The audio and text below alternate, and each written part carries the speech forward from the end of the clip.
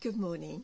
First of all, apologies for last week's rant about elders not following God's law. If it saves one elder, it will be worth it. And somebody very kindly put a nice comment a week or so ago, which I'll read to you in a moment, but it got me thinking about Jesus' position in heaven now. First of all, Jesus had a very high position in heaven before he came here. He was higher than the angels, even then as God's only begotten Son. But he came here lower than angels.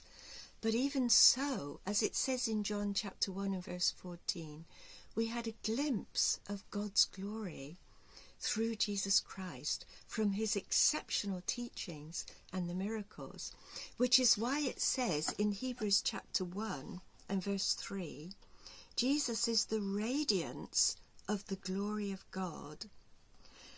Now, Jesus suffered when he was here and went through so much for us, a very painful death. Now that meant that he was able to sympathize with us going through similar things. Now, because he went through so much, God has very kindly, even now, given him a position far higher than he had before. So once again in Hebrews chapter 1, verse 4, it says that now he has sat down at the right hand of majesty on high, having become as much superior to angels as the name he has inherited is more excellent than theirs. Now the first 2 chapters of Hebrews goes on to explain in detail the very high position Jesus has been given. In Ephesians chapter 1, it explains how high this position is.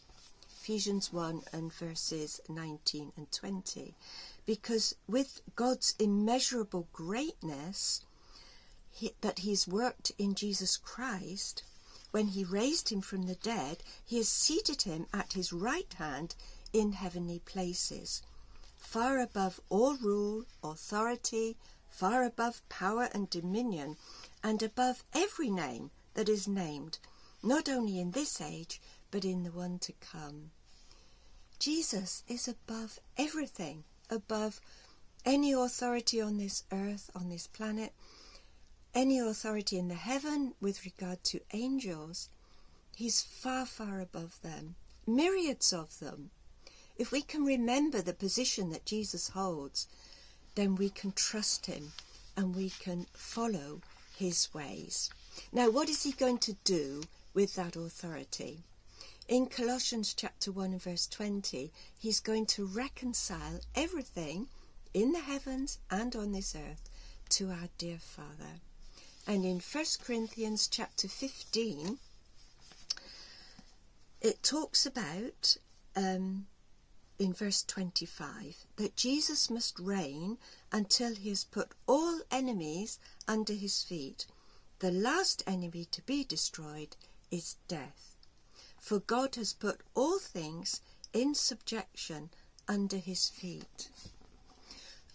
I'm amazed that this very, very powerful, all authority given to him, this person was willing to come here and help us.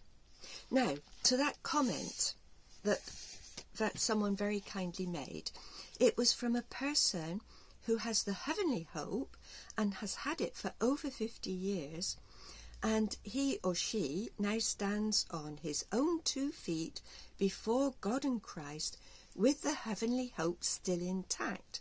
So it means that you don't have to belong to the Watchtower Society in order to have God's Spirit. So I replied saying that I was a bit worried about Watchtower's governing body being kings over us, and he or she replies this: the governing body always highlights their hope as kings, but they don't mention being priests. Kings denote power, whereas priests denote a pastoral role, loving and caring.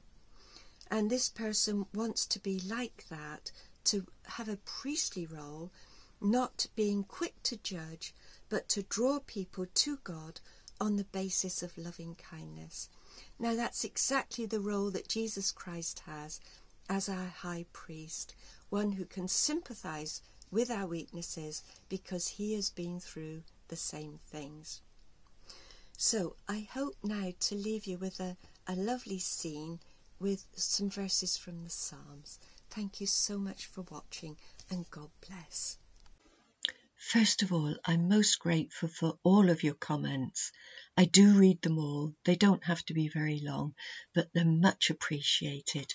Now, a few verses from the second Psalm, where it talks about the nations raging against God. They're taking counsel against him. However, he laughs at them. Why? Because he says, I have set my king on Zion, my holy hill. He said to his son, you are my son.